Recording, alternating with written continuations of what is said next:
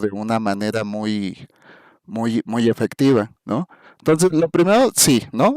Resolver esto de la situación. Hoy por la tarde, seguramente terminando la sesión, cargue esta grabación, que por cierto ya la estoy grabando, no la había anunciado. Recuerden que estas sesiones se graban precisamente para los compañeros que tienen y puedan consultarla de manera sincrónica en el momento que tengan disponible, ¿no?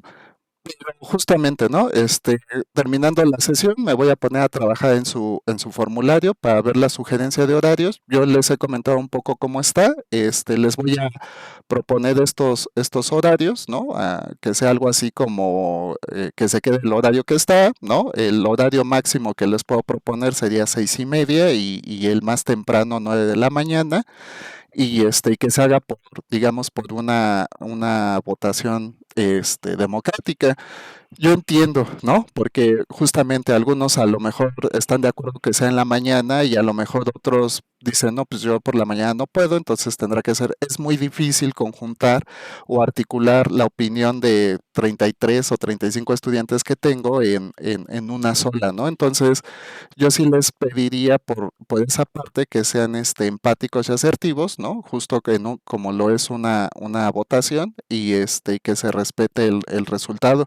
Lo que sí es que les voy a pedir que lo hagan a través del correo que tienen, si van a hacer la votación, que lo hagan a través del correo que tienen en plataforma para evitar que desde otros correos voten. Todos los votos que no estén reflejados en el correo que tienen registrado en plataforma, pues al final no serán contabilizados, ¿no? Entonces, esa sería como el acuerdo que les propongo. Si están de acuerdo con este método que tengo, pues nada más díganme si sí, si no, ¿no? Si no, si alguien tiene alguna otra propuesta, con mucho gusto de una vez lo escuchamos, ¿no? Dice, solo consideren la opinión de escasamente 10 a 15 alumnos en consulta privada en WhatsApp. Yo nunca me entero ni me integran y otros estudiantes están igual.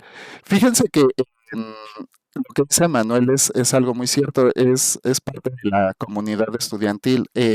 Nosotros, por ejemplo, como docentes, pues no tenemos justamente permitido articular grupos de WhatsApp y todo esto, sobre todo porque pues no son los medios de comunicación institucionales por los cuales podríamos comunicarnos con ustedes, también porque se pueden prestar. Entonces, traten de hacer comunidad, creo que es bueno, es bonito porque es un proceso en el cual se van a estar acompañando de manera recurrente, ¿no?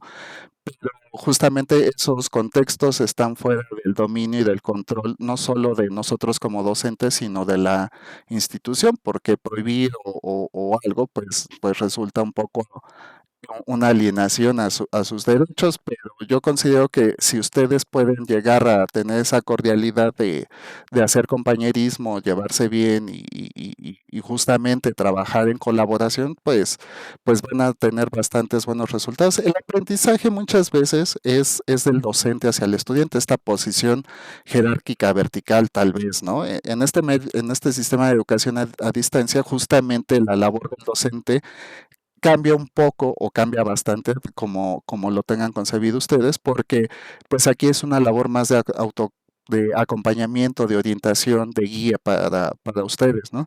Realmente aquí el proceso de aprendizaje se vuelve autogestivo. Yo difiero un poco, trato siempre de irrumpir un poco esa línea del autogestivo, porque incluso pues cuánto porcentaje de ese valor autogestivo tienen ustedes y cuánto el docente es muy difícil de determinarlo, pero en cualquier espacio de aprendizaje, en cualquier espacio académico, el valor más importante es el trabajo colegiado, ya sea entre docentes o entre estudiantes, y a veces entre docentes y estudiantes. Considero súper importante que lleguen a ser esta comunidad, ¿no? Algo abierto y disponible para todos, ¿no? Entonces, pues solo es una sugerencia, les digo, yo ya no tengo dominio sobre esos espacios o sobre esos contextos, no podría decirles vamos a hacer un grupo de WhatsApp o algo así, sería mejor que ustedes se pudieran poner de acuerdo en ese tipo de situación y conforme a ello, pues, elaborar sus espacios. Esto, les digo, ya está fuera como del dominio que yo podría tener con ustedes, ¿no? Dice, el grupo siempre está abierto. Hay quienes deciden enviar mensaje o no responder, pero están tan, al excluir de no, se excluye a nadie. No sé si hay otros grupos. Cada uno está aquí para estudiar, para el hecho de que muchos trabajamos y no estamos disponibles, el tiempo no considera nuestro perfil. Bueno, creo que hay una queja legítima y también hay una respuesta legítima. Entonces, este, pues por cortesía, ¿no? Hacer la invitación a ver si pueden generar una comunidad, ¿no? De amabilidad, de respeto entre ustedes y ya, miren, Jimena ya compartió el enlace del grupo de WhatsApp por si alguien quiere integrarse. Les digo, esto ya no es un contexto en el cual los docentes o la institución misma puede intervenir, ¿no? Pero si ustedes logran utilizar estas herramientas como algo que pueda tejer una comunidad de colaboración, respeto y apoyo, pues yo creo que en algún momento sería bastante viable, ¿no? Muy bien. Bueno, entonces ya quedamos. Les mando el formulario por la tarde, que la siguiente semana yo daré de votación tal vez hasta el viernes para cerrarlo y el mismo viernes, tal vez como sobre el mediodía, algo así, darles los resultados de la votación, ¿no? Entonces, más o menos para que sea algo democrático, les digo, a pesar de los resultados, todavía tendré que consultarlo con el jefe de carrera para que vea la posibilidad de que se quede ese horario que están requiriendo o seguimos en este mismo. Eso va a depender mucho de la votación y de la manera en la que ustedes se integren a este tipo de ejercicio, digámoslo, ¿no? Entonces, muy bien. Muy bien, muchachos. No sé si alguien tenga algo más que comentar respecto a esta eventualidad o ya iniciamos con la presentación de hoy.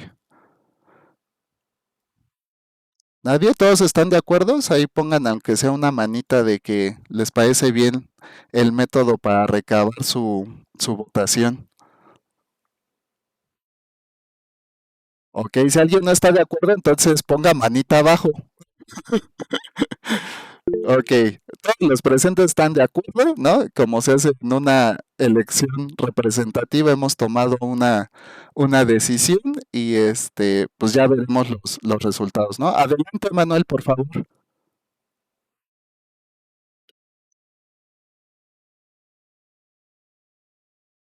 Se te queda la manita arriba. Yo creo que se le quedó la manita arriba. Muy bien. Muchachos, pues lo primero es darles la bienvenida. Estamos en sexto semestre, ya es algo bastante avanzado dentro de su proceso formativo. Eh, pues lo primero es felicitarlos porque lejos de cualquier contexto o situación que estén pasando por este proyecto de vida que tienen, la verdad es que es súper meritorio llegar a este punto.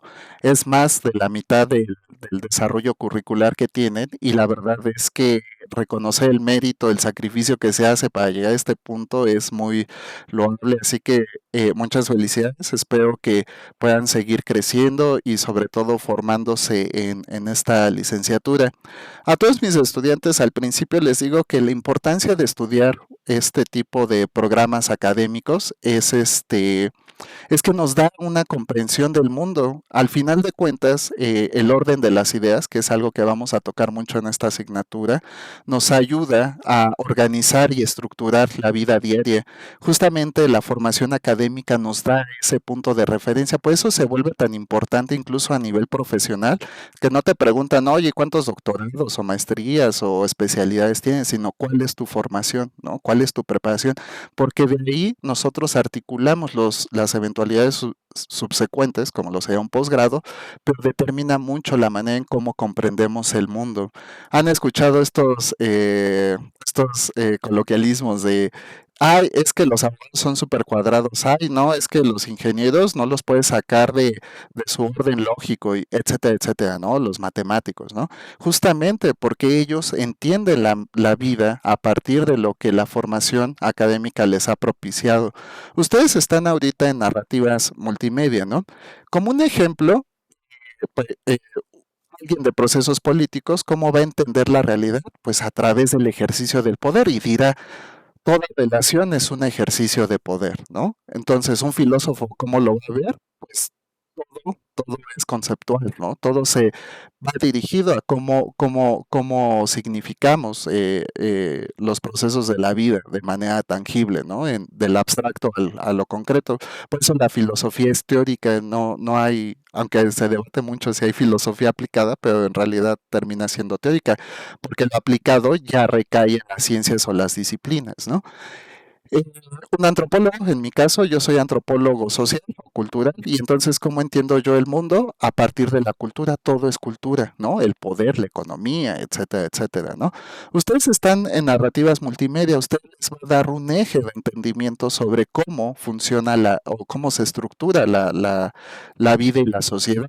Y justamente es aquí, a través de la producción cultural, a través de esta producción artística que se puede ver reflejado pues a través de todo lo que consumimos en el entorno, ya sea de manera lucrativa o social, ¿no?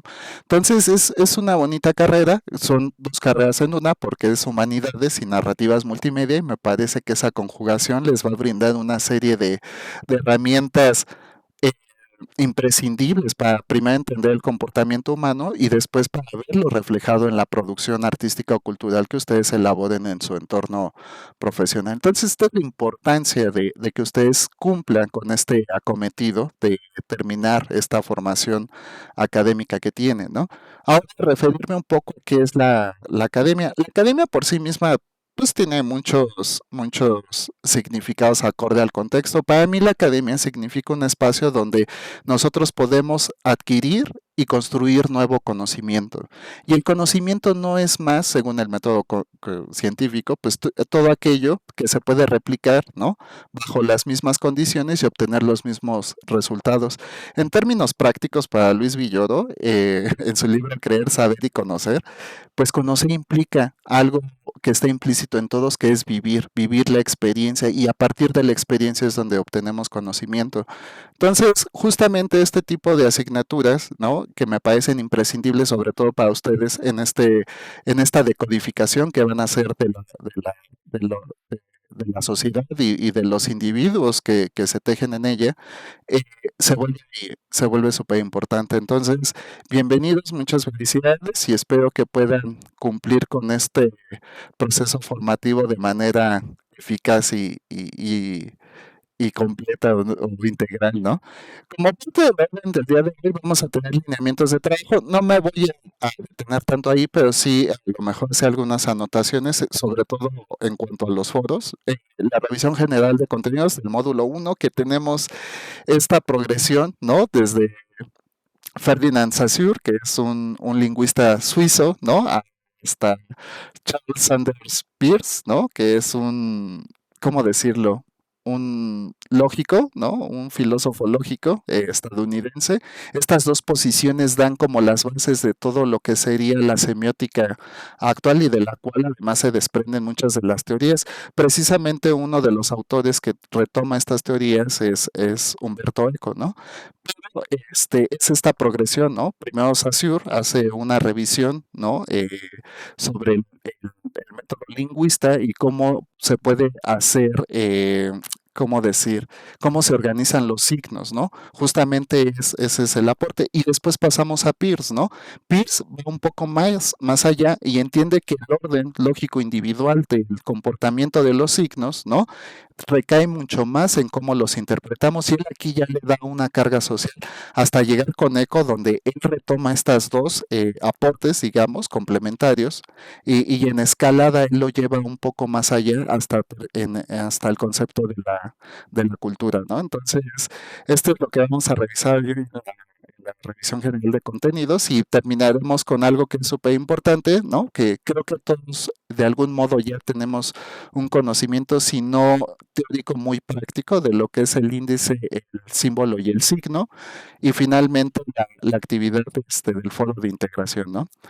Entonces, como parte de los lineamientos de trabajo, miren, esto es un comentario, yo digo, dentro de, que cae dentro de esta deontología académica, la inteligencia artificial indudablemente se ha vuelto una herramienta no solo de desarrollo, de apoyo, de referencia, ya la verdad es que el avance ha sido suficiente incluso como para objetivarla en muchísimas tareas, ¿no?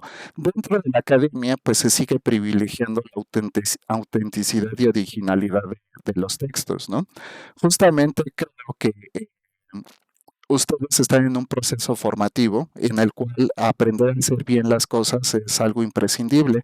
Para esta etapa de su proceso de formación, ustedes ya deben tener ciertas herramientas bases como saber redactar un párrafo, como saber redactar una idea dentro de ese párrafo. Por ejemplo, deben ya de saber citar, de integrar fuentes de información a partir del marco referencial o marco teórico que hayan construido y con ello pues se supone que también saben hacer una correcta investigación documental. Yo no digo que no usen inteligencia artificial, sobre todo si es de referencia o consulta, ¿no? Creo que eso sería un buen apoyo, no solo para ustedes, sino para el entorno académico. De repente buscar algún concepto o ver qué autores, ¿no? Retoman ese concepto, sobre qué bibliografía y con eso pues acercarlos a hacer un primer paso hacia su investigación documental de manera pues ágil, fidedigna y correcta. Después pues buscar las fuentes primarias, ¿no? Serían los libros de autoría, entrevistas o todo este material de referencia y después, ¿no? Ustedes poder a partir de esta investigación pues hacer sus propias construcciones en el abstracto y plasmarlo en lo concreto que sería lo escrito, ¿no? Entonces, si ustedes hacen una reflexión con inteligencia artificial, pues estarían perdiendo este proceso formativo y llegarían sesgados, ¿no? A lo que significaría un aprendizaje, ¿no? Digamos, eficaz, ¿no? Entonces, yo les comento esto desde mi posición. Creo que si encuentro una reflexión, porque la mayoría de las actividades justamente terminan con este sentido de que ustedes pueden desarrollar su aparato crítico a través de la reflexión, conclusiones o como quieran llamarlo.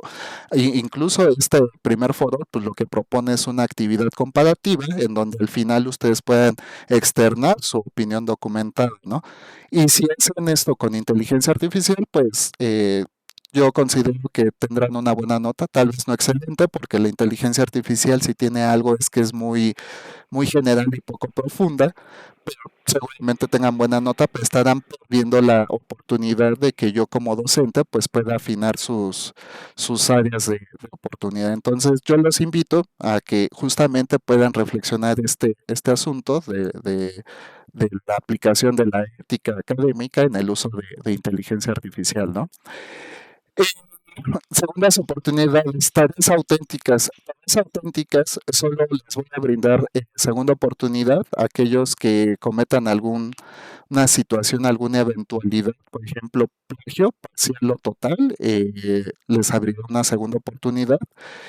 Yo les pido que sean constructos auténticos y originales. Les digo que es un precepto todavía muy vigente en la academia y algo que se privilegia bastante. Entonces, lo primero es que segundas oportunidades, si de repente hay alguna situación en donde yo veo que, por ejemplo, hicieron bien la actividad, pero no tuvieron tal vez el alcance del aprendizaje que se eh, busca en el módulo, les abra una segunda oportunidad para que puedan afinar este tipo de efecto y sobre todo para beneficiar su aprendizaje, porque creo que es la primera intención, que ustedes pueden obtener estas competencias específicas de cada módulo y al final esto les ayude a obtener la competencia general de la asignatura. Ya lo veremos ahorita con problema prototípico e incidente crítico. Entonces, actividad integradora, por favor, traten de enviar sus tareas de manera anticipada porque una vez que cierre la plataforma, pues ya no les puedo dar segunda oportunidad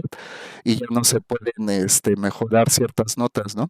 Entonces, también considero y apelo que si en algún caso ustedes tienen alguna réplica hacia mi evaluación como docente, pues me la puedan comunicar para revisarlo. Digo, tratamos de hacer todo de manera efectiva, pero eso no evita el error que se pudiera cometer, o seguramente una nota aclaratoria sobre por qué tal vez la nota. Tienen abierto ese canal de comunicación conmigo. Todo lo que ustedes me pidan, yo lo revisaré y lo volveré a revisar hasta que podamos convencionar en algo que ayude justamente a validar que la nota o la retroalimentación sea legítima. Justamente en este azar de lo que significa retroalimentar sus actividades y todo, creo que hay dos compromisos. El primero dimana de ustedes, que es que pueden hacer sus tareas de manera auténtica y original, ¿no? Y el compromiso de mi parte, pues es leer sus actividades y en caso de que yo detecte un área de oportunidad, pues dirigirlos a que o orientarlos a que se corrija ese tipo de debilidad en su proceso de aprendizaje. Entonces, generalmente las retroalimentaciones son generales, se van a dividir, digamos, como en tres segmentos, ¿no? En fortalezas, áreas de oportunidad y material complementario para su aprendizaje, ¿no? La primera, pues seguramente será general, porque pues, si tienen un texto bien escrito, no sé cómo explicar de 30 veces, ¿no? Que un texto está bien escrito, digamos, ahí será un tanto general. Sin embargo, las áreas de oportunidad serán lo más personalizadas posible, sobre todo al principio, para que desde un primer momento, pues ustedes puedan corregir aquellos efectos que estén mal. Muchas veces esto no es por la calidad de las actividades y justamente ahorita que entré a un foro de integración, la verdad es que estoy muy satisfecho con la calidad e incluso viendo sus propios argumentos, sus propios ejemplos, me parece que han tenido un desempeño muy valuable. Pero sí, justo en las áreas de oportunidad es donde tal vez debamos prestar mayor atención.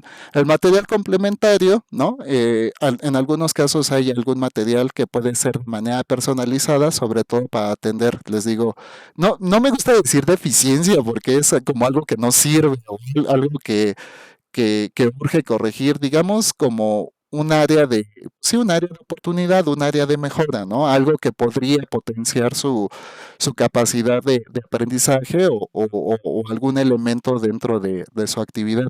Entonces, justamente aquí, cuando tengan áreas de oportunidades, donde yo les pido que centren más la atención, ¿no? Esto nos lleva al tema de los foros, muchachos. Los foros han cambiado en interfaz para nosotros como docentes para evaluarlos. Yo la verdad he buscado alguna manera que ayude como a ir calificando las actividades conforme las van entregando, pero la verdad es un poco pesado porque justamente ahorita que fue el Foro de Integración uno que no, que solo es una actividad para módulo 2 que abrió el día de ayer, tenemos dos actividades que está de auténtica y foro de reforzamiento. Yo les pido, por favor, lo primero es que no abran foros de discusión. Yo trato de abrir los materiales el mismo día. Ahorita me falta el plan de trabajo que hoy mismo estaré cargando, pero abrir foros pues desestructura el objetivo del foro. Entonces, eh, básense únicamente a la discusión que yo abra. Si en algún momento notan que no la he abierto, a veces puede pasar que se me haya abrir de un grupo y no la del otro, es verdad que me ha pasado y me disculpo de manera anticipada si eso sucede. Pueden escribirme, profe, no ha abierto el foro y ya lo abro en automático. Eso puede ser un error, ¿no? Lo que no puede ser un error a veces es que a lo mejor algo no está bien cargado en plataforma, supongo que les ha pasado en otras asignaturas o en otros momentos, y justamente es donde ando revisando que se corrija o que se hagan las adecuaciones correspondientes. Entonces, es lo primero. Lo segundo es que sus participaciones traten de hacerlas el mismo día de manera completa. Por lo regular es un aporte principal, que es lo que mayor carga tiene la nota, y después dos participaciones que se toman como retroalimentación a los compañeros, ¿no? Para los casos que soy el primero en participar o algo así, bueno, solo pueden presentarse esta situación en las primeras dos participaciones, ¿no? Yo les recomiendo que si tienen esa situación, pues regresen por la tarde o algo. En caso, porque se ha suscitado de que pues es que yo no puedo cerrar la actividad porque me falta una participación, entonces hagan una reflexión conclusiva de manera sintética de lo que vieron. Yo les requiero al menos 60 palabras por retroalimentación. Se me hace algo bastante razonable. No les pongo un párrafo o algo así porque algunos lo hacen desde la tablet, otros desde el celular y es muy difícil medir cuántas líneas son de un párrafo en celular o tableta. Con 60 palabras articulamos esta convención de participación, más que las palabras, porque jamás va a ser 59 palabras, no cumple, por supuesto que no, es con criterios y su participación es sintética, pero es excelente porque trae reflexión, incluso se dieron la oportunidad de hacer alguna pregunta detonadora realizando una semblanza, una justificación de por qué esa pregunta, pues yo creo que está perfecto, ¿no? También, ¿no? Vamos a pasar a lo que sigue, pero trate de terminar esto. Yo los foros los voy a calificar seguramente el último día, ¿no? O un día después del cierre del módulo, justamente para que todos tengan oportunidad de realizar sus participaciones completas. Justamente creo que este es un punto muy importante para ustedes porque muchas hacen una primera participación excelente y nada más faltan las retroalimentaciones, que no les veo un poco de desmérito, al contrario, creo que es ahí donde esta comunicación entre pares a ustedes les puede sumar mucho más que la propia extracción individual que cada uno tiene, pero justamente les reduce mucho la calificación. Entonces, si tenían 100 y las retroalimentaciones son 30 puntos, pues son 30 puntos que al final, digamos, de manera acumulada, pues les van a restar bastante en la calificación final, ¿no? Entonces, considérenlo como una buena sugerencia didáctica para realizar su participación en foro. Ahora vamos al siguiente punto. Estamos en un proceso, en una etapa de su proceso realmente importante y como les decía, a este punto pues ya deben tener algunas herramientas base como saber escribir, saber leer, saber investigar. Y justamente con eso de saber investigar, pues todas las actividades deben tener citas, ¿no? Y fuentes de consulta. Citas, ¿por qué? Porque a pesar de que muchas veces su opinión es documentada, pues no es parte de una idea original que ustedes tuvieron regularmente, ¿no? Que estos son parte de estos sesgos de autoría que pueden tener dentro de la academia. Dicen, pero profe, es que esta es mi opinión, son mis propias palabras, ¿no? Sí, pero al momento, por ejemplo, de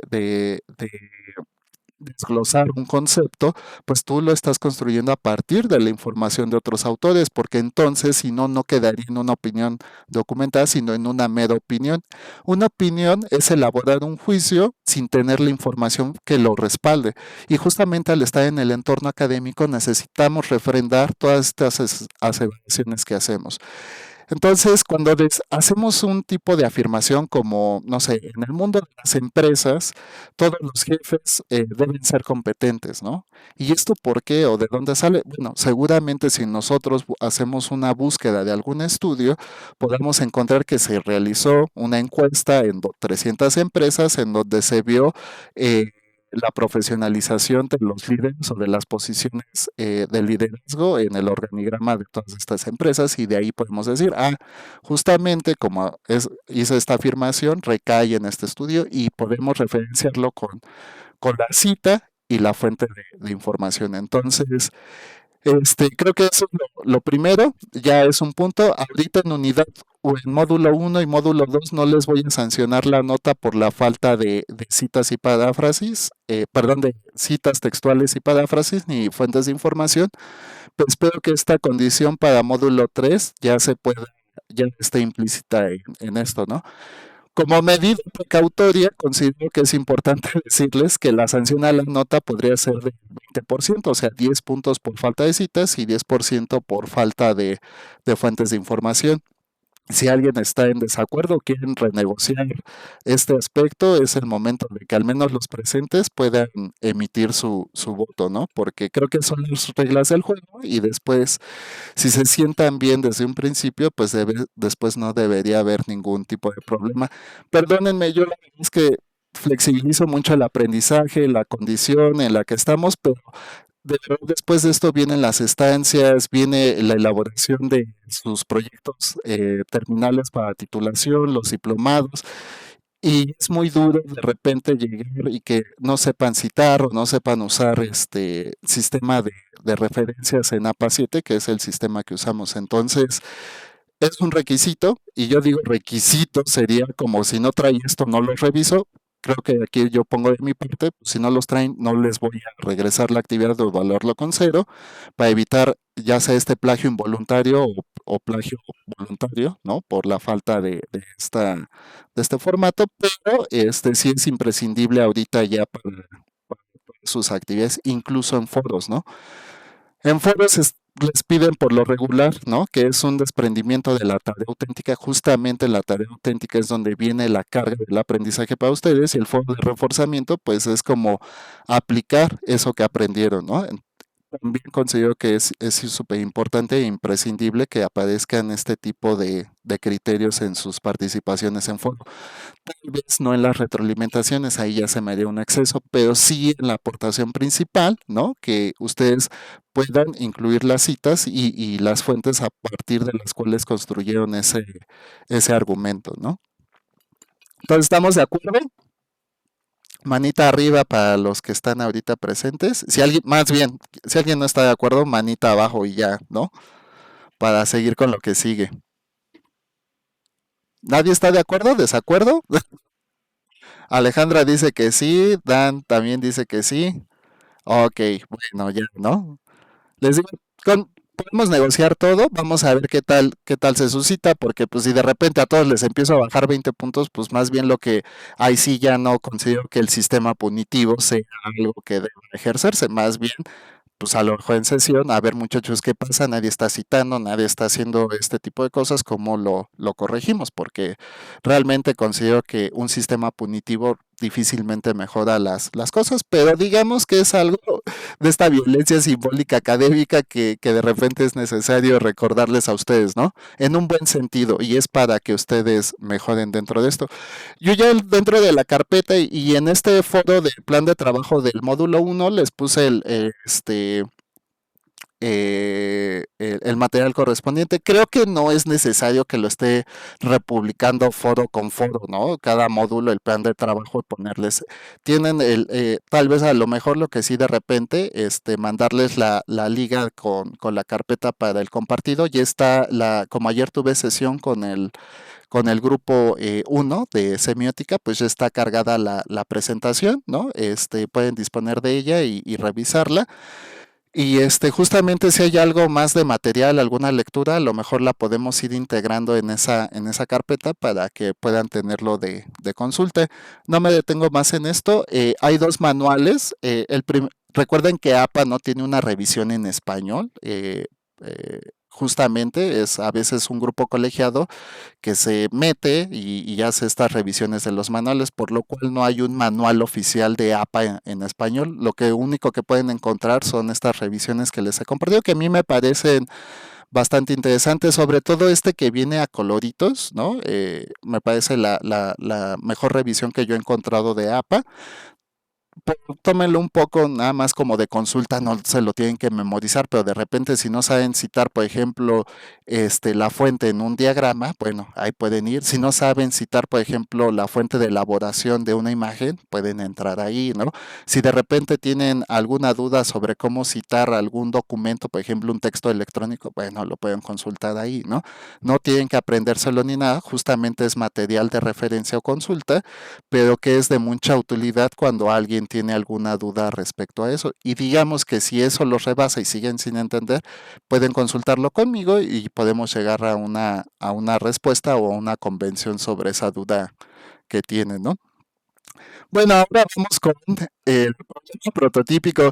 Miren, hasta este momento al menos ya han tenido 6 problemas prototípicos. Y yo me voy a detener un poquito aquí porque a partir de esto se desprende todo lo demás, ¿no? O sea, del problema en este orden de secuencia, del problema prototípico se desprende el incidente crítico, del incidente crítico se desprende cada unidad temática o cada módulo temático que tenemos dentro de la asignatura, de cada unidad o módulo temático se desprende cada una de las actividades y cada una de las actividades les proporciona una competencia específica que digamos es una habilidad que ustedes deben adquirir para al final sumarse y obtener la competencia general de la asignatura, ¿no? Por eso es importante que entiendan esta estructura y por qué de repente se le da tanto auge al problema prototípico y por qué de repente hablamos de incidente crítico, ¿no? Lo primero es que el problema prototípico lo que propone es una problemática que se da de manera significativa regularmente, ¿no? Y esto, digamos, la mayoría de las veces, más del 99% de las situaciones, ¿no? A una población amplia, ¿no? Puede ser una región, puede ser un país, puede ser el mundo. Lo que propone el problema prototípico justamente es una situación de conflicto, algo que tiene que resolverse.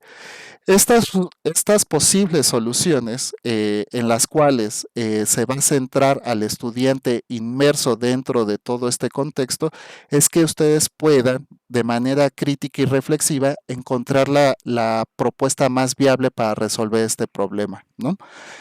Entonces, la situación del problema prototípico, si ya los está poniendo a ustedes dentro de la acción, y justamente es lo que propone muchas veces el planteamiento hipotético, que asume el rol del líder, ¿no? Asume el rol del dueño de la empresa, asume el rol del directivo de tal institución. Justamente es que ustedes, a través de esta posición en la que en la que van a estar inmersos dentro de este problema, pues puedan consultar qué se ha hecho para resolver este asunto y puedan descartar lo que no sirve de lo que sí sirve o justamente generar una idea nueva que sería el principal objetivo del planteamiento hipotético. Entonces, el problema prototípico se va a centrar en todo lo que ha ayudado o ha funcionado o ha facilitado que ese problema primero se reduzca o finalmente se resuelva, ¿no? Nosotros aquí pues vamos a tener dentro de nuestro problema prototípico, ¿no? Una situación en la que pues la precarización laboral y profesional de los profesionales de las humanidades y narrativas multimedia pues tienen que enfrentar un valor institucional. ¿Cómo podrían resolver esta situación desde su posición? Para ello es muy importante que revisen los antecedentes y la problemática, porque justamente durante el desarrollo curricular de esta asignatura y de las otras van a adquirir estas competencias generales para poder resolver el problema prototípico, ¿no? Entonces, a mí se me ocurre, todos han llevado este taller de lectura y redacción, ¿no? Pero digamos que al final lo que propone, por ejemplo, a lo mejor ese problema prototípico es que ustedes puedan, bueno, no, me voy a centrar en este, ¿no? Ya para hacerlo práctico, ¿no? Si aquí el problema es el de la precarización y las incidencias en la profesionalización, ¿no? A nivel institucional de lo que serían ustedes dentro del mercado de trabajo, pues, ¿qué va a pasar, no? Justamente en semiótica lo que vamos a hacer es adquirir la competencia, pues, de poder hacer análisis semióticos para producir materiales culturales, ¿no? Y que justo con esta herramienta, pues, ustedes puedan articular y resolver el problema de precarización laboral que está dentro del problema prototípico. No sé qué otras materias llevan ahorita de sexto, discúlpenme por ese sesgo formativo, ¿no? Pero no tengo en la mente, pero cada una de ellas les va a dar una posición para poder resolver este problema. Digamos que al final el conjunto de estas competencias generales de cada una de sus asignaturas se van a sumar para resolver el problema prototípico. Lo que nos lleva al incidente crítico, como se los mencionaba, el incidente crítico se desprende del problema prototípico. Sí es un caso, ¿no? De manera muy similar, pero que aquí se puede dar para una población significativamente menor. Y aquí sí podríamos encontrar, por ejemplo, la comunidad de un edificio, una colonia, un ayuntamiento, la misma, los vecinos de una calle, etcétera, etcétera, ¿no? Aquí, ¿no? El incidente crítico, a diferencia del problema prototípico, que podrían ser muy emulables en ciertas condiciones, pero tienen una variación muy importante. El incidente crítico es un problema muy controversial y justamente aquí es donde radica, por ejemplo, temas como de violencia, de seguridad ciudadana, ¿no? Como falta de legitimidad de la identidad, que es nuestro incidente crítico, ¿no? Y justamente si el problema prototípico se centra en que sí ha funcionado para resolverlo, el incidente crítico se va a centrar en qué, ¿no? En dónde nos hemos centrado para que esto no se pueda resolver. Y aquí tenemos algo muy importante, ¿no? Que es la revisión de los sesgos al momento de hacer producción cultural. Como ejemplo, ¿no? Ustedes diseñan una campaña de salud para una comunidad autóctona o indígena y justamente cuáles serían los valores que están dejando de fuera de la comunidad para que esta campaña cumpliera con éxito, ¿no? Recordemos que, por ejemplo, este tipo de sociedades pues van a tener un alto sentido de valores tradicionales, renuentes a nuevas, ¿cómo decirlo?, estructuras de conocimiento científico, porque su sistema está tan estructurado en sistemas de creencias, pues que impiden que, por ejemplo, una campaña de salud, pues pudiera tener la objetivación posible. De aquí ya podremos desentramar mucho más unidades de análisis, como por ejemplo las estructuras jerárquicas del parentesco, los sistemas de afiliación y alianza que podrían existir, como los compadrazgos, las unidades familiares, ¿no? La cercanía entre efectos, por ejemplo, parentales, que si la comunidad mayoritariamente son familia nuclear o familia secundaria, etcétera, etcétera, ¿no? Entonces, a partir de esto, ustedes tendrían que reducir, ¿no? Justamente estos sesgos y ver cómo las instituciones están haciendo estas producciones artísticas y culturales, ¿no? Para los efectos de campañas de difusión de algún tema en concreto, ¿no? Entonces, ¿por qué de repente no funciona, no? Justamente porque se dejan de lado diferentes factores que podrían influir en estos sistemas de creencias de algunas comunidades o en los efectos de la comprensión, ¿no? De cómo se fabrican estos discursos y narrativas para llevar a cabo los objetivos de estas campañas artísticas o culturales, ¿no? Entonces, es importante, como siempre, revisar la problemática, el desarrollo y revisar conscientemente las preguntas detonadoras que nos dan como el objetivo final del incidente crítico, ¿no? Muy bien, ahora sí vamos a pasar al módulo uno, que es contexto y panorama de la semiótica. Antes de avanzar, ¿alguien tiene alguna duda respecto al problema prototípico y al incidente crítico? Ya más o menos lo tienen bien estudiado de qué se trata. ¿O alguien difiere de lo que yo haya mencionado? ¿No? ¿Todos bien? Ok, muy bien. Fíjense que vamos a empezar con este módulo uno. Es súper importante. Este tema de la semiótica es un área disciplinar, o digamos, es un trabajo que hacen los lingüistas. Esto es trabajo antropológico. La antropología por origen, ¿no? Disciplinar, se tejió a partir de cuatro ramas. La primera es la antropología física, ¿no? La antropología cultural, la lingüística y la arqueología. Eh, Estas sean las cuatro ramas de la antropología. La antropología es una disciplina holística y que tiene por objeto el hombre, es decir, va a estudiar todo lo que compone, todo lo que integra, todo lo que conceptualiza el significado de hombre, ¿no? Para ello, pues se dividió en estas ramas. La lingüística va a estudiar el lenguaje, ¿no? Y justamente la semiótica, pues es la construcción simbólica del lenguaje. ¿Por qué? Porque todo lo que decimos y todo lo que escribimos muchas veces no es lo que aparenta. Y justamente es donde empieza el primer aporte de Saussure, ¿no? Cómo es esta construcción de los signos del lenguaje y cómo nosotros los entendemos o los codificamos, ¿no? Justamente aquí es donde podemos iniciar. Por eso hay tantos temas y subtemas, porque son temas muy amplios, ¿no? Yo les diría, a final de cuentas, el lenguaje lo es todo, ¿no? El lenguaje es comunicación y la comunicación la encontramos en todos los efectos de la vida diaria. Si bien aquí lo vamos a llevar un poco más como al lenguaje oral y escrito, ¿no? A esta capacidad de abstracción, de construir símbolos dentro de nuestra mente para después poder externarlos de manera tangible, que sería el sistema escrito, porque a final de cuentas la escritura es una codificación de símbolos, ¿no? Yo diría en un principio de signos y símbolos, justamente cuál es el proceso de abstracción para que este proceso siga, ¿no? Es algo que vio de entrada Saussure, ¿no? Él decía, pues justamente, si el lenguaje es tan importante, ¿por qué no entender cómo funciona, ¿no? Entonces, Justamente durante el finales del siglo XIX, digo, hay otros precursores, a mí me encanta Bing, pero no podemos hablar de todos los autores que han abordado la lingüística. Creo que estos son dos referentes muy precisos y que nos ayudan a dilucidar cuál es la semiología en un principio y después la semiótica, que como spoiler, ¿no? En la actualidad pues es semiótica, porque semiología y semiótica, a pesar de que vienen, digamos, de dos corrientes un tanto diferentes de pensamiento, pues estudiaban el mismo factor, ¿no? Entonces, lo primero es que Saussure, ¿no? Encuentra este intelecto de decir que todo el lenguaje, ¿no? Se organiza a través de los signos y justamente es como los codificamos dentro de nuestra mente, el cómo funcionan. Por otra parte, Peirce dice, sí es cierto, o sea, Saussure tiene razón, el lenguaje se va a codificar o se va a, a organizar a través de los signos, pero ¿cómo es que nosotros podemos hacer esas interpretaciones? ¿Por qué de repente esto significa esto para mí?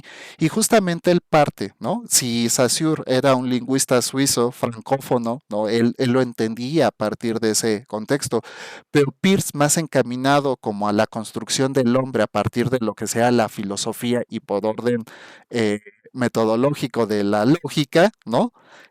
Justamente él trata a través de estas tablas de verdad, pues de llegar al entendimiento de cómo funcionan los signos, ¿no? Y cómo es que los interpretamos a partir de esto, ¿no? Entonces, digamos que son las primeras, eh, ¿cómo decirlo? Pues como contraposiciones que podríamos encontrar para llegar a este tipo de entendimiento de la semiótica, ¿no? Entonces, Saussure, ¿no? De entrada, él se basaba en un sistema binario para codificar o entender para clasificar y ordenar los signos, ¿no? Que sería el significante y el significado, ¿no? Peirce van a ser tres elementos, ¿no? Que sería el representamen, el objeto y el interpretante, ¿no? Para poder entender cómo se articula y cómo es esta consecución lógica del orden de las estructuras abstractas para poder entender el lenguaje, ¿no? Mientras Saussure tiende a ser un poco estructuralista porque a final de cuentas, ¿no? La organización de los signos requiere de esta estructura de decir esto pertenece a esto, ¿no? Este, pues, lo que va a decir, pues, es que tiene que ser algo más entendido a partir de la experiencia, es decir, de la vivencia humana, y con ello, pues, asignarle esta carga filosófica que tenía, ¿no? Entonces, si lo retomamos a partir de este estructural funcionalismo que dividiría estos autores, ¿no? Digamos que justamente Saussure, ¿no? Lo que propone pues es como menos dinamismo o mutabilidad en el tiempo de lo que sería el lenguaje, mientras que para Peirce pues sería todo lo contrario, ¿no? Sería un proceso en constante cambio, muy dinámico, muy mutable, muy adaptado al contexto, ¿no? Entonces, justamente aquí parte, ¿no? Como de la reorganización y de construcción del lenguaje, de cómo se ve. Yo creo que estas son como los dos primeros avances y que recaen precisamente en estas contraposiciones, ¿no? Para explicarlo un poquito mejor, ¿no? Saussure lo que propone es que nosotros, ¿no? A partir, ¿no? Del signo, que sería, por ejemplo, el árbol, nosotros podemos hacer una construcción del abstracto de lo que significa árbol. Pero esto va a estar mediado por diferentes cosas, como les decía, por el significante y el significado. El significante es lo que de manera abstracta nosotros podemos concebir a partir de ese signo. Y es como si yo ahorita les pregunto, imaginen un árbol, ¿no? A lo mejor Gabriela se puede imaginar un árbol así que yo les digo, como el del kinder, ¿no? Un par de palitos, la nube que cierra esos dos palitos curvos, ¿no? Las manzanitas, ¿no? Pero a lo mejor de repente alguien se imagina un cerezo japonés o alguien se imagina una bugambilia o una jacaranda, ¿no? Etcétera, etcétera, ¿no? Y justamente es aquí este proceso de abstracción en donde nosotros, ¿no? Podemos hacer un constructo que va a depender mucho, ¿no? Eso lo va a retomar Peirce, no Saussure, ¿no? Pero justamente es la manera en la que nosotros tenemos construido este signo, ¿no? Para Saussure va a ser muy importante vincularlo al efecto del lenguaje, es decir, a la letra o a la escritura hablada, ¿no? Y bien, entonces aquí dice, hay otro valor que va a implicarse en esta codificación del abstracto, que justamente pues va a ser el lenguaje en el cual nosotros estamos construidos. Y aquí entonces va a haber una mayor variabilidad, ¿no? y que va a recaer justamente a cómo tenemos estructurado nuestro aprendizaje y conocimiento. Después de esto, vamos a tener que retomar la figura construida del signo, y aquí es donde nosotros podemos tejer una interpretación más concreta y realista del abstracto. Nosotros ya reconociendo el símbolo, pues podemos entender qué tipo de signo es, y es aquí donde recae la imagen del árbol, ¿no? Si yo les pregunto a ustedes, ¿no? ¿Qué significa para ustedes? Pues van a decir es un árbol, ¿no? Porque todos lo tenemos reflejado a partir de nuestra experiencia previa. Es decir, como diría Marx, todo ese materialismo histórico que nos trajo, o toda esa experiencia que nos trajo a este momento, ¿no? Pues implica justamente en cómo podemos codificar este tipo de símbolos. Lo siguiente va a ser el lenguaje. Si yo les digo árbol, pues todos sabrán qué significa árbol porque está contenido dentro de nuestro lenguaje. Pero si yo les digo tree, pues seguramente algunos, sobre todo los que hablan inglés, pues podrán reconocer la, la, la palabra escrita, ¿no? Si yo les digo arbre, ¿no? Algunos podrán decir, no, profe, pues yo no, que no sé qué, ¿no?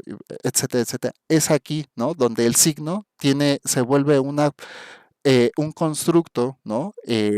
Posicionado en una estructura en donde el individuo depende de qué es todo aquello que le ha pro- proporcionado esta estructura o superestructura, ¿no? Dependiendo de la magnitud de lo que estemos hablando y cómo lo puede entender a partir del abstracto, ¿no? Entonces, entender un poco esta situación de cómo podemos hacer esta comprensión de los signos, tiene dos elementos. La relación sintagmática, que va a ser una relación horizontal en donde el texto y el argumento requiere un orden, una consecuencia lógica para darle estructura y coherencia al significado, ¿no? Y posteriormente la relación paradigmática, en donde aquí se va a tejer un orden, ¿no? Digamos, jerárquico vertical, ¿no? Y justamente aquí, ¿no? Es donde se puede hacer una sustitución de signos. Esto también va a implicarse un poco, por ejemplo, en algunos elementos descriptivos. Si nosotros queremos hacer una revisión conceptual de algún insumo pictográfico, podemos hacerlo a través de conceptos, ¿no? Entonces, por ejemplo, podemos pasar de lo descriptivo a lo tangible y después a lo idealizado, ¿no? Que eso sería un tema que deja Saussure. Nosotros podemos hacer una descripción correcta del árbol, por ejemplo, ¿no? Podemos decir es verde, tiene hojas, tiene tronco, tiene flores, tiene frutos, etcétera, etcétera, ¿no? Pero él deja de lado una condición que justamente va a tomar Saussure, que va a ser la emotividad, ¿no? O la lógica de los sentimientos, en esta construcción del abstracto y la interpretación de los signos. Sin embargo, pues Saussure dice, bueno, hay elementos que se pueden, ¿no? Sustituir sobre todo, ¿no? En la relación paradigmática. Justamente yo les ponía, ¿no? Pues alguien se imagina un cerezo japonés, alguien una bugambilia y alguien una jacaranda. Pero de repente a lo mejor Luis Alberto me dice, ¿sabe qué, profe? Pues es que la bugambilia no es un árbol, es un matorral, ¿no? Y de repente alguien, Emanuel dice, no, pero profe, es que sí es un árbol porque tiene tronco y yo no coincido porque además tiene hojas, ramas y flores y que no sé qué, ¿no? Y entonces es aquí donde se podría poner en cuestión, ¿no? Esta concepción o este significado del signo, ¿no? Por lo cual requeriría una convención. Recuerden que dentro del entorno social, lo que significa estas relaciones entre estructura, sujeto o individuo, el sujeto es aquello que cuando hablamos metodológicamente es aquello que está, ¿no? Justamente sujeto a la estructura, y el individuo sería la parte indivisible de la sociedad, es decir, yo como individuo soy la parte unicelular de toda la estructura social, ¿no? Regularmente la diferencia recae en que en la estructura del funcionalismo, ¿no? La relación es simbiótica entre individuo y estructura, o individuo y sociedad, y en el individualismo como metodología sería ver, ¿no? La parte constructiva del hombre, ¿no? Como esta parte que se construye a sí misma a partir de los procesos de identidad y de alteridad, ¿no? Justamente aquí el lenguaje puede tomar estos dos síntomas, ¿no? Primero como individuo, cuál es nuestra capacidad de abstracción, de comprender el signo, y después de cómo, ¿no? Llevamos este signo, ¿no? A la discusión social. Y aquí ya entraría justamente estas convenciones. El lenguaje va a ser esta convención que se va a tejer dentro de los espacios, justo como lo vieron ahorita en la actividad del foro de integración. porque en ciertos contextos se utiliza cierto lenguaje y es algo que ustedes tienen que decodificar. No es lo mismo, por ejemplo, el cómo se expresan dentro de un entorno del núcleo familiar a cómo se pueden expresar en el trabajo, a cómo se podrían expresar entre compañeros. ¿Por qué? Porque hay una serie de identificaciones, de códigos, de metaetiquetas que los obligan justamente a hacer esta interpretación de los signos que podrían ser utilizados o tolerados dentro de estas convenciones sociales, justamente dentro del lenguaje, ¿no? Sin embargo, en la relación paradigmática podremos entablar la misma consecuencia, ¿no? De este tipo de enunciados de comunicación, pero de manera diferente, sustituyendo ciertas cosas. Y, por ejemplo, el objetivo de hacer estas interpretaciones de manera correcta, pues recae en el tipo de lenguaje que usamos. No es lo mismo un chale carnal, ¿cómo andas?, ¿no? O que Pachuca por Toluca, a un estimado colega, buenas tardes, ¿no? Saludos cordiales o cosas, bueno, no, saludos cordiales, ¿no? Porque la intención es en ofrecer quizás el saludo, ¿no? Obedece al protocolo de una primera interacción con otro sujeto de mi entorno, pero esto va a estar mediado justamente por las convenciones sociales en las cuales estemos inscritos en ese mismo contexto, ¿no? Y es justamente en donde nosotros podemos hacer, ¿no? Esta sustitución de signos para conseguir el mismo objetivo del lenguaje, ¿no? Como les decía, ¿no? Perdón, les dije que Saussure retomaba lo de la emotividad, pero no es Peirce, ¿no? Hay un error, se me cruzaban las ideas, ¿no? Justamente Peirce, ¿no? Llega a todo este entendimiento que propone Saussure y lo que trata es de decir, oye, sí, pero hay otras cosas que están fuera del sistema y que tú no estás considerando, ¿no? Para que justamente podamos llegar a este sentido semiótico del lenguaje discursivo que tengamos, ya sea en la oralidad o en lo escrito, ¿no? Y justamente él teje esta triada, ¿no? De los componentes del signo. Y él nos dice, pues necesitamos un representamen, ¿no? Que va a ser ese efecto del signo, ¿no? Después el cómo interpretamos ese objeto del signo, ¿no? A lo que ya lo vamos a poder objetivar y finalmente a la interpretación, que sería el interpretante, ¿no? Para ello él teje tres formas ontológicas, ¿no? Que serían estas tres formas de construir este conocimiento y lo llama primeridad, segundidad y terceridad, que obedece a un proceso justamente cognitivo del aprendizaje, es decir, la interpretación del signo es un proceso de aprendizaje, es algo que necesitamos vivir, experimentar para poder entenderlo, ¿no? Y justamente, ¿no? En la primeridad es donde nosotros reconocemos la existencia de ese objeto, ¿no? La segundidad, ¿no? Es reconocer las cualidades de ese objeto, perdón, de ese signo, y la terceridad es lo que aprendimos a partir de la experiencia de la vivencia con ese signo. Yo les pongo el ejemplo del fuego, ¿no? En un primer asunto, pues tenemos una fogata, vemos el fuego, ¿no? Lo segundo sería tocar el fuego y sentir que quema, ¿no? O que provoca una sensación dentro de lo que nosotros percibimos. Y lo tercero es llegar a una conclusión reflexiva sobre ese signo, ¿no? Digamos que en lo escrito, en la oralidad, en estas formas metonímicas del lenguaje, ¿no? Vamos a tener que hacer este mismo proceso de abstracción. Reconocemos el signo, lo abstraemos, lo objetivamos dentro de nuestro abstracto y finalmente, ¿qué representa? ¿Cuál es la capacidad reflexiva? Esto lo podemos ver sobre todo en campañas publicitarias, porque se tejen diferentes logos o, ¿cómo decirlo? O elementos que nos permiten reconocer algunos efectos de las marcas, ¿no? No necesariamente tiene que ser, ¿no? El mensaje escrito para que se pueda entender de esta manera, pero que al final también producen este tipo de emociones, que seguramente no se da como en el fuego de que me toca y quema, ¿no?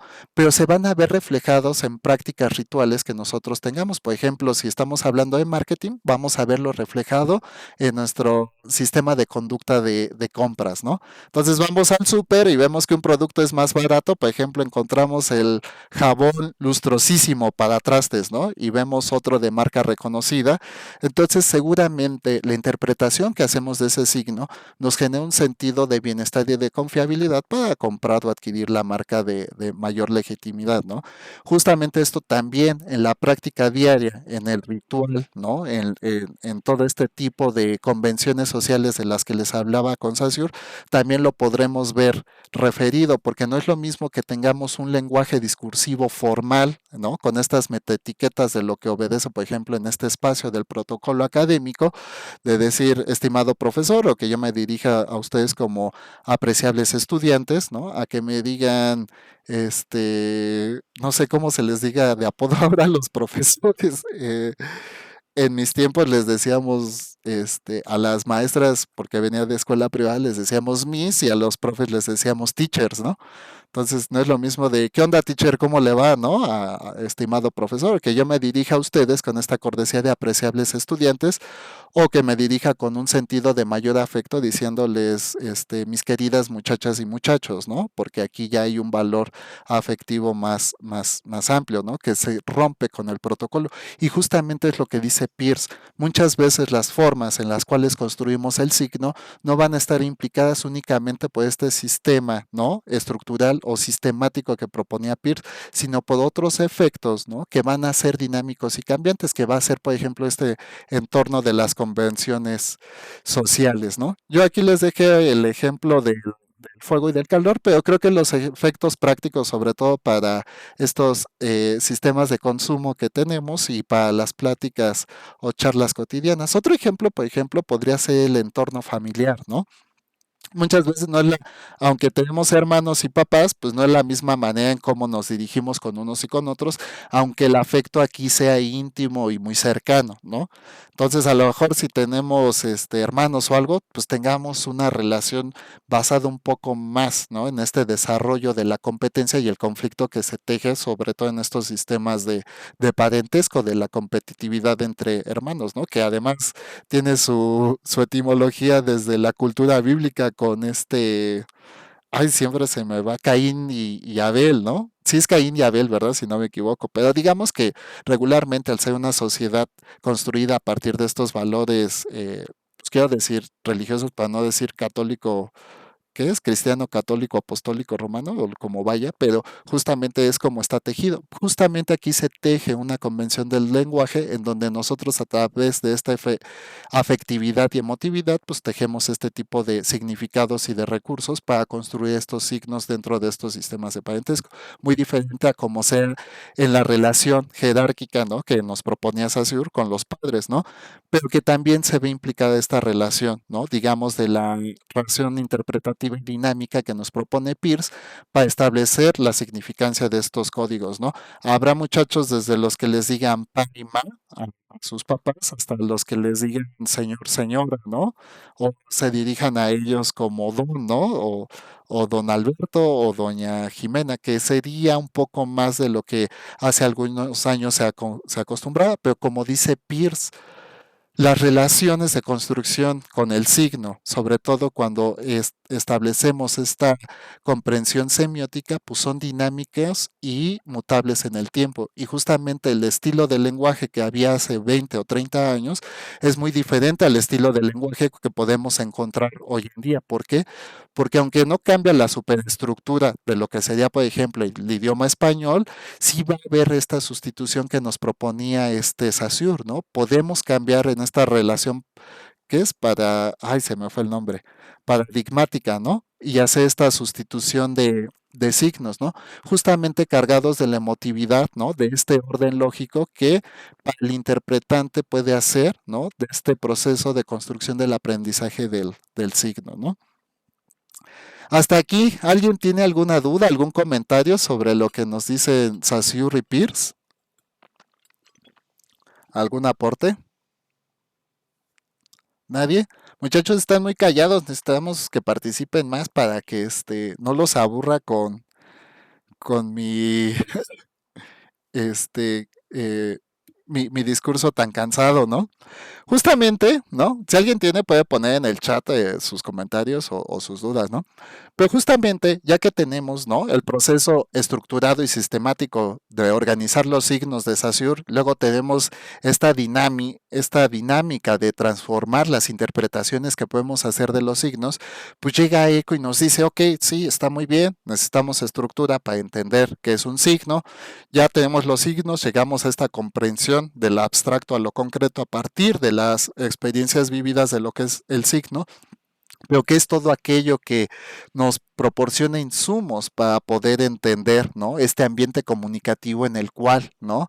Estamos insertos y qué es eso, cuáles son esas variables que nos pueden algunos ayudar a entender un signo de una manera y por qué este mismo signo puede representar otra cosa en otra sociedad o en otro entorno o en otro ambiente comunicativo. Y es aquí donde hay, creo que una de las mayores propuestas de avanzada, que es la de Humberto Eco, y tomar la cultura como este principio constructivo de la semiótica o del lenguaje, como un elemento primordial para poder entender el signo, ¿no? Entonces, justamente como lo anunciaba Pierce, Eco coincide con él, ¿no? Eh, ¿Cómo decirlo? Los mensajes no van a ser fijos en el tiempo.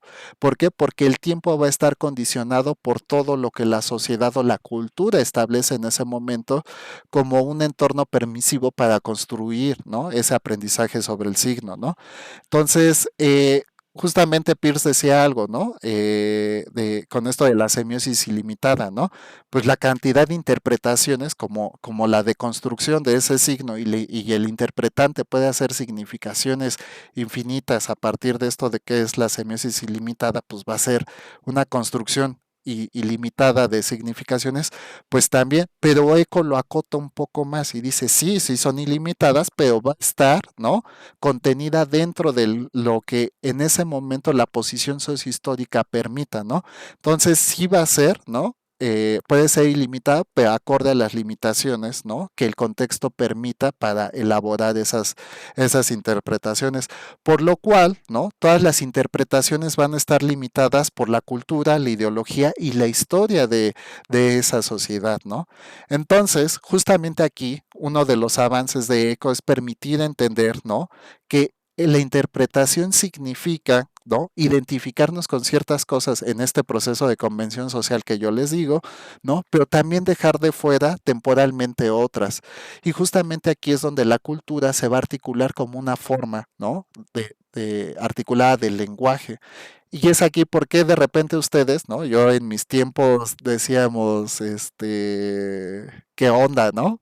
Y ahora no sé cómo se saludan los muchachos, pero ayer me decía un estudiante, es que yo saludo con qué show, ¿no? Y otros, no sé, qué Pepe, o no sé, algunas cosas de ese tipo que han ido cambiándose, digamos, dentro de estas discusiones o dentro de estas estructuras del lenguaje informal, ¿no? Sin embargo, todo esto va a tener una serie de segmentaciones que van a estar, que detecta Eco, ¿no? Humberto Eco, y en las cuales dice, pues, justamente dependiendo del contexto, pero también del segmento al que pertenezca, ¿no? Y entonces vamos a tener códigos políticos, códigos culturales, estos códigos generacionales, ideologías y contexto histórico, que van a ser las cualidades a partir de las cuales nosotros podamos entender los signos, ¿no? Entonces, los procesos de identidad, ¿no? Hablando en términos de individuo, justamente como esto que les mencionaba, esta parte unicelular de la sociedad, es aquello indivisible, eh, el proceso de identidad es claro, obedece primero a lo que nosotros deseamos adscribirnos, es decir, en qué cosas nos vemos con similitudes. Y justamente aquí el primer asunto de identidad parte en el núcleo familiar. Bueno, yo me identifico con mis padres porque ellos son los que me cuidan, son con los que vivo y son con los que comparto, pues este orden de ideas dentro del núcleo familiar. Y por ende no pueden ser mis padres, pues los vecinos, los tíos o este tipo de cosas. Aquí este es el primer proceso de identidad y esto es para todo, ¿no? Nos adscribimos en un principio a todo aquello que nos es símil y nos diferenciamos, ¿no? Que sería el segundo proceso de todo lo que no nos es símil o disímil, ¿no? Así funciona la identidad en el individuo. Es decir, yo le voy a las Chivas, porque no le voy a la América. Le voy a las Chivas porque juega con mexicanos, no le voy a la América porque juega con extranjeros, ¿no? Yo le voy a las Chivas porque es el equipo del pueblo, no le voy a la América porque es el equipo de, perdonen el ejemplo de fútbol, ¿no? Yo ni siquiera veo fútbol, pero comúnmente es el que más me funciona, ¿no? Justamente con el lenguaje va a obedecer de manera similar, justamente en estas convenciones que yo les hablaba y que obedecen, ¿no? En lo informal más a los códigos culturales, es decir, con qué tipo de personas estamos socializando o con qué tipo de personas, ¿no? Podemos refrendar estas etiquetas de la informalidad, ¿no? No es lo mismo elaborar un discurso para un entorno familiar, por ejemplo, que sea lo cultural o lo ritual, que establecer, ¿no? Un código de significancia para un discurso político, ¿no? Ahora aquí va a haber también otra diferencia, los códigos generacionales. No es la misma forma en la que podemos expresarnos incluso con la familia del núcleo cercana, como lo sean amigos, hermanos o en estos sistemas de afiliación y alianza que tenemos o de parentesco con otras generaciones. Justamente ustedes, a lo mejor con sus abuelos, tienen que entablar otra forma de construir la significación del signo a partir de lo que puedan comunicar con ellos, porque precisamente el orden de ideas ya no parte de estos constructos establecidos dentro de su propia posición estructurada en el espacio y tiempo, ¿no? Y justamente aquí es donde se teje también el contexto histórico. No es la misma manera, ¿no? En la que se puede tejer este tipo de análisis o de significaciones de lo que nosotros estamos construyendo como un lenguaje significativo para nosotros, como lo podría ser, ¿no? Esta elaboración del lenguaje significativo, pero para el otro, ¿no? Y es aquí donde Humberto Eco justamente está haciendo estas anotaciones de la diferencia, ¿no? En qué espacios nos vamos a identificar y qué espacios vamos a dejar de lado, ¿no? Porque llevar a cabo, por ejemplo, un discurso familiar al tema político, pues sería contraproducente y justamente es donde nosotros negamos nuestra afiliación a un contexto, pero también debemos temporalmente discernir sobre otro, perdón, separarnos del otro. Es un poco, ¿no? Vamos a decir, como de sentido común, ¿no? Pero muchas veces tendemos a entremezclar, ¿no? Este tipo de lenguajes. Yo justo en esta clase, pues estoy usando diferentes formas, ¿no? De expresarme para que ustedes puedan hacer una interpretación correcta de cada uno de los elementos que les digo. Entonces yo parto de lo informal a la metaetiqueta, a lo formal, a lo académico, etcétera, etcétera. Trato de hacer una conjugación de diferentes tipos, pero esto va en cuanto al contenido que yo estoy elaborando a partir del signo que he decodificado y que necesito que ustedes aprendan. Esto pasa regularmente, ¿no? Pero sin embargo no les puedo hablar, ¿no? Como si estuviera, ¿cómo decirlo? En un entorno de mucho mayor informalidad, ¿no? ¿Por qué? Porque justamente aquí es donde Humberto Eco también detecta.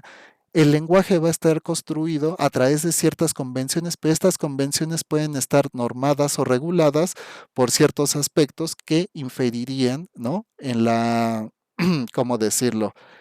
En la anomia social, ¿no? Y es decir, por ejemplo, no decir groserías en ciertos entornos, ¿no? Porque sería no solo cuestionable y deslegitimador para mí desde la posición estructural que ocupe en ese momento, sino que podría traer ciertas consecuencias. Y justamente, ¿no? Es aquí donde empieza a haber una serie de entendimientos sobre algunos efectos o producciones que podrían hacer.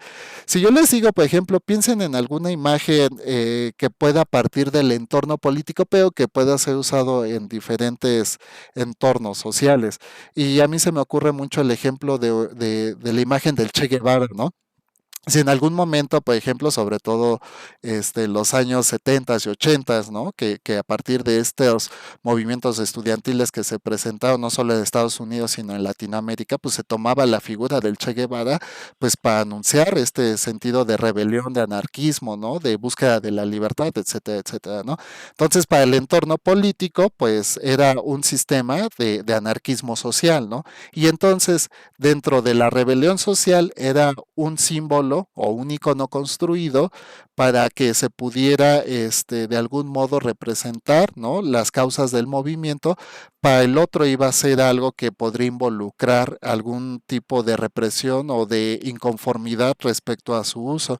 Entonces aquí podemos encontrar dos efectos, ¿no? Mientras que para una estructura social puede ser algo vinculante o significativo para representar algo de legitimidad en cuanto a su movimiento, para el otro pues es totalmente desentrañable porque eso significa, ¿no?, un montón de concepciones negativas sobre lo que está haciendo ese movimiento, ¿no? Dice Jimena Yulet, profe, una pregunta un tanto mema, que no sé qué sea mema, ha de ser como de meme. Hablamos de Humberto Eco, el autor de El hombre de la rosa. Fíjate que no sé si es el que escribió El hombre de la rosa, pero escribió Pensar al revés, que es mi libro favorito, ¿no? Entonces te la debo, voy a buscar la autoría, ¿no? Ok, ¿ves? Esta es una convención del lenguaje en la cual yo no estoy adscrito y por lo tanto no puedo reconocer el significado del signo, ¿no? Que sería mema, pero justamente así funciona el lenguaje. Discúlpame, no tengo en la mente el nombre de la rosa, pero él escribió, te digo, mi libro favorito, que es Pensar al revés. No, ese es Benjamín Coria. Perdóname, me ofusqué. Sí, estoy en una. Sí, es Benjamín Coria. Perdóname, luego te busco la fuente. Disculpa esta exhibición de mi ignorancia, pero perdóname, no, ya me fui del abstracto, ¿no? Bueno, justamente estábamos en estas posiciones dicotómicas, ¿no? De cómo un mismo símbolo para alguien representa una cosa y para otro otra cosa. Y es esto, ¿no? Justamente lo que les digo, en donde las formas ideológicas, ¿no?, en la cual construimos un signo, un símbolo o un índice, se vuelven tan importantes para el hijo, ¿no? Este, finalmente, ¿no? No me voy a detener mucho en esto, pero hay que hacer, ¿no?, esta estructura de cómo se divide, ¿no? ¿Cómo decirlo? ¿Cómo podemos separar el entendimiento sobre las referencias del signo que tenemos, ¿no? Peirce hace una construcción que a mí me parece súper rescatable y que a la actualidad sigue funcionando de manera muy viable y efectiva para todos, ¿no? Que es el icono, el índice y el símbolo. Nosotros hemos escuchado que hay símbolos, hay iconos.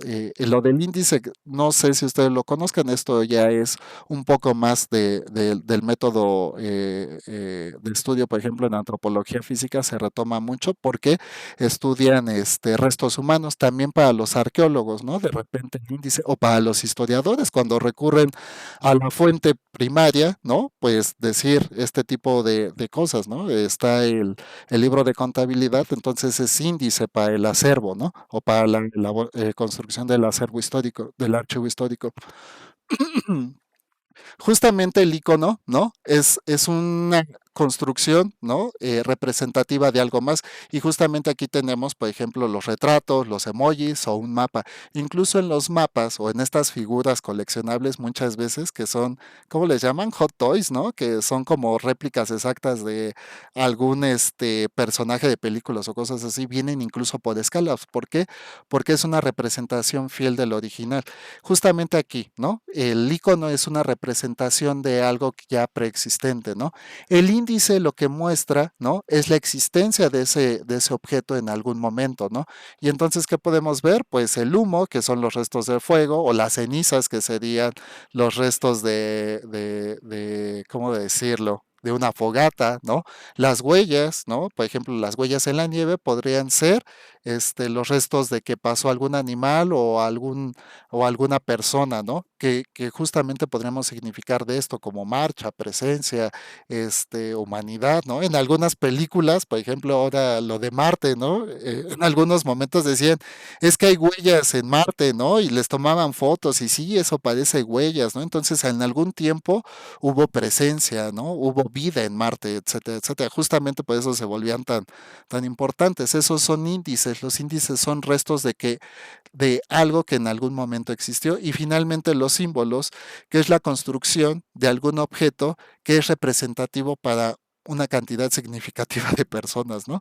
Y aquí tenemos, por ejemplo, en nuestro país tenemos tres símbolos patrios, que es el himno, el escudo y la bandera, ¿no? Cada uno tiene una representación de algo, ¿no? Que denota nuestra cultura. Y justamente al lugar donde vayamos, si vemos estos símbolos, pues podemos ahora sí que obedecer a este principio de construcción de la identidad que tenemos, ¿no?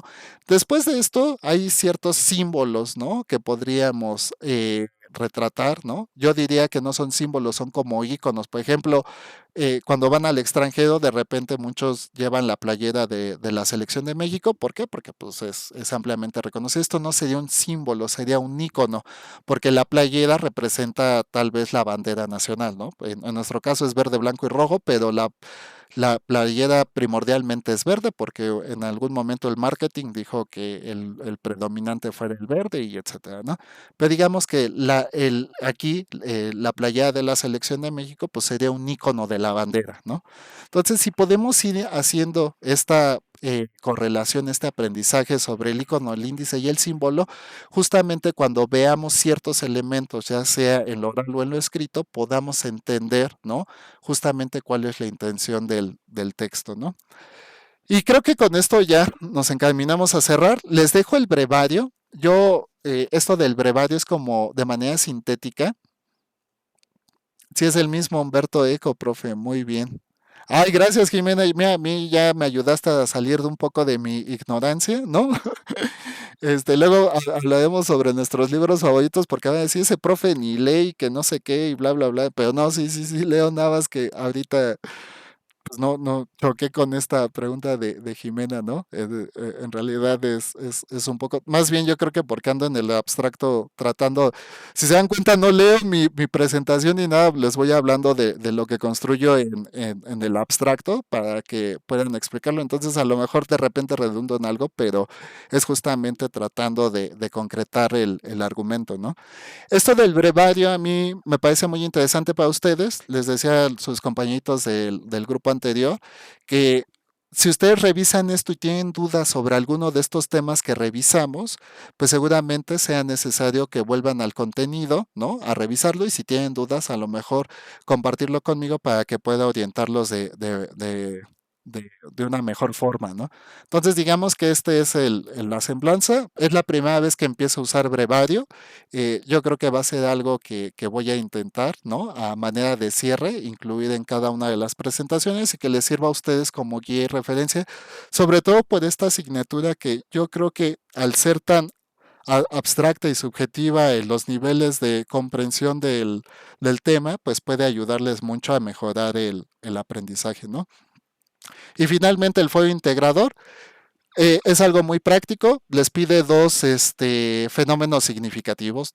Fenómeno es algo que se da de manera abrupta, ¿no? Algo, hablando como de historia, un fenómeno histórico es algo que, ¡pum!, de un día a otro explotó, ¿no? Un hecho histórico es más como un proceso, es como la consecución de varios sucesos que llevaron a un precedente, ¿no? A algo que se suscitó, ¿no? Entonces, bien, un poco la etimología de la palabra o del concepto, ¿no? Tomen dos eventos de su vida cotidiana. Yo diría de manera práctica pueden utilizar uno para Peirce y otro para Saussure y finalmente una conclusión reflexiva. Yo incluso les diría, ¿no? Para facilitar un poco las cosas, tomen algún elemento y usen los elementos de Saussure y Peirce para describir. Y no necesariamente tienen, ¿cuánto les pide? Creo que cinco, ¿no? No les pide, ¿no? Súper bien. Bueno, pueden tomar un solo elemento y utilizar, para Saussure este elemento significa esto y para Peirce este elemento significa esto. Y ya no tendrán que hacer doble ejercicio, ¿no? Finalmente, una conclusión reflexiva, como les digo, al menos 60 palabras, ¿no? Para la conclusión y la retroalimentación a sus compañeros, que según yo también son 60 palabras, o aquí no lo anota, sí, también 60 palabras. Le digo, no es que yo me vaya a poner a contar cada una de sus palabras, más bien es para que en extensión se puedan cumplir estos objetivos de aprendizaje. Muy bien, hasta aquí me pasé por un minuto. De verdad es una sesión súper larga. Si ustedes revisan los contenidos son demasiado extensos, pero creo que a expensas de lo que su propia objetividad sobre esta primera sesión diga, creo que conseguimos el objetivo de revisar con más o menos cierta profundidad los elementos. ¿Alguien tiene dudas? ¿Quiere hacer algún comentario sobre esta sesión? Si no, ya para irlos liberando. Ya saben, con manitas arriba, o si alguien quiere tomar el micrófono, puede hacerlo y hablar en el momento que ustedes quieran, ¿no?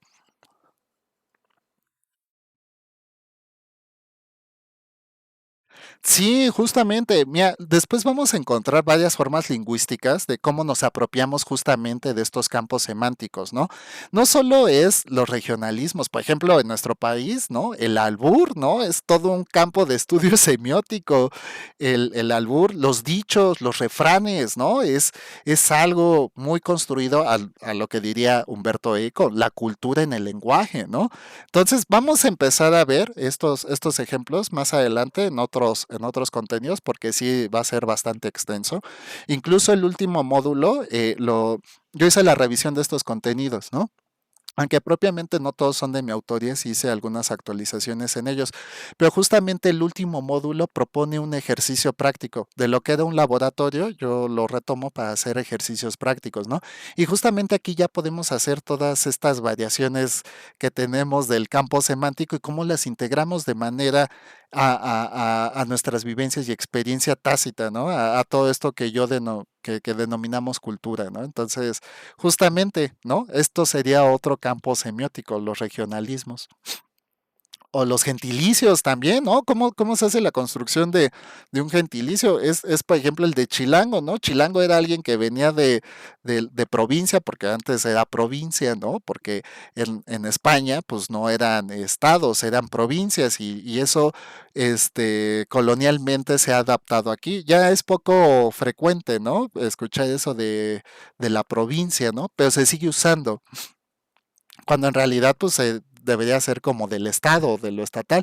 Y luego era, ¿de dónde vienes? Por ejemplo, pues en otro estado era de México, ¿no? Y se entendía que era del DF, de la Ciudad de México, etcétera, ¿no? Porque les digo, el concepto ha cambiado en el tiempo, ¿no? Entonces, ¿de quién eres en los pueblos, no? Te preguntaban, ¿y tú de quién eres, no? No, pues yo soy allá de don Ramón, Ramón Guzmán. Ah, sí, tú eres su nieta. Ah, sí, nos ha hablado, ¿no? Entonces, hay como varias formas de ir revisando estas interpretaciones del campo semiótico acorde del contexto del que estemos hablando, pero son muchísimas cosas. Les dije al principio un poco, ¿no? La comunicación lo es todo. Incluso si lo llevamos a los efectos de los objetos de consumo que tenemos en nuestra vida diaria, ¿por qué un escritorio es de esta forma? ¿Por qué tiene este color? Etcétera, etcétera, todo es comunicación, ¿no? Y justamente es lo que vamos a ver de qué manera, sobre todo en esto que es el lenguaje oral y escrito, se comporta, pero no significa que se quede ahí, también vamos a hacer interpretación de otros efectos, incluso en todo esto de la coloridad, ¿no? De los objetos y de los instrumentos de la construcción artística que tenemos, sobre todo ustedes, ¿no? En el marco de la construcción multimedia, pues ver de qué manera influye, porque ahí también hay campo semiótico para el estudio y el análisis, ¿no? Entonces, sí, sí, sí, exactamente. ¿Alguien más? ¿Algún comentario o ya los libero de esta sesión? ¿Todo bien? Manitas arriba, abajo y ya para ir cerrando. Bueno, voy a ir cerrando. Muchas gracias por acudir. Hoy mismo les voy a trabajar en la encuesta. Por favor, les digo, la voy a cerrar hasta el viernes. Sé que el viernes, un minuto antes de las 12 a alguien, se le va a ocurrir, participar en la encuesta, no hay problema. O sea, yo les digo a las 12 porque en algún momento hay que cerrarla y luego yo no quiero que ustedes estén trabajando fin de semana, que las tareas, que todo esto. Pero el compromiso es ese, que hoy yo les mande la encuesta, van a tener el día de mañana y el viernes hasta mediodía y revisemos ese tipo de cosas, ¿no?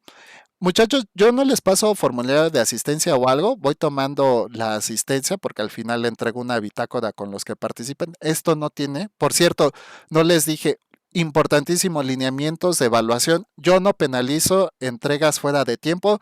Si ustedes me entregan foro de integración de módulo uno el último día de la actividad integradora, no van a tener penalización. Este sistema para mí, bajo mi criterio, si otro profe tiene otro criterio, es igual de legítimo que el mío. yo se los tomo sobre 100. No hay penalizaciones por entregas extemporáneas. Les digo, entiendo que muchos tienen compromisos, que cuidan a sus familiares, tienen trabajo, tienen chiquitos, chiquitas, etcétera, etcétera. Yo prefiero que hagan las tareas con tiempo, que le den, a lo mejor de repente no entiendo esto, no, y algunos dicen, no, es que el profe penaliza, entonces ya entregan lo que sea por entregar. No, de verdad, dense el tiempo de hacer las actividades con calma. Lo único que sí, el día que cierra la plataforma yo no puedo recibir tareas por correo ni nada, solo se va a evaluar lo que esté en plataforma, ¿no? Entonces no hay penalizaciones a la entrega, no hay penalizaciones a entregas extemporáneas, nada. Ustedes entreguen en el momento que crean justo. Lo que sí tengo que decirles es que esto es progresivo. La primera actividad es más simple, ¿no? Menos difícil, por decirlo con mejor sentido, ¿no? Pero de manera progresiva las tareas se van complejizando, es decir, se van haciendo más difíciles. Entonces, si el último día quieren hacer actividad integradora, pues no, se les va a complicar mucho. Entonces yo les sugiero, sí entreguen cuando ustedes estén listos, pero traten de no tener tantas actividades rezagadas, porque también entiendo que no es la única asignatura, no es la única UCA que están llevando y seguramente si algo les es sencillo, pues resuélvanlo lo antes posible para que ese tiempo lo puedan dedicar tal vez a otras actividades que tengamos aquí en esta asignatura o tal vez para actividades más complejas de otras. Entonces, nada más eso, no hay penalizaciones. Lo que sí es que viendo cómo entreguen sus tareas, recuerden que puede haber sanción a la nota por falta de citas y fuentes de consulta en APA 7, ¿va? Entonces, muchachos, muchas gracias por participar. Si tienen alguna duda o algún comentario, por favor, pueden comunicármelo. Les diría por mensajeo de la plataforma, pero luego en el mensajeo se pierden, ¿no? Por correo electrónico, con todo el gusto, si alguien tiene alguna sugerencia o algo. Discúlpame, Luis, no te quise contestar el correo porque quería tratar este tema con ustedes de manera directa y hablada, ¿no? Hacerles esta propuesta y evitar como mayores errores en la comunicación, ¿no? Entonces, trato de atender lo más pronto posible y sería todo, muchachos. Les deseo una excelente tarde, un excelente inicio de curso y mucho éxito. Les agradezco su puntualidad y participación. Cuídense.